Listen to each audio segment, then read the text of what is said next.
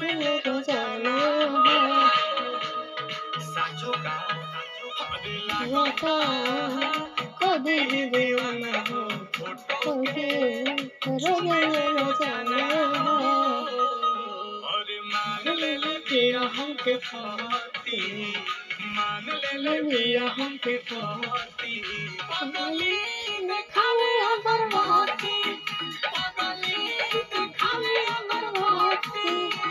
की बनो चाहती श्रीमती बनो चाहती श्रीमती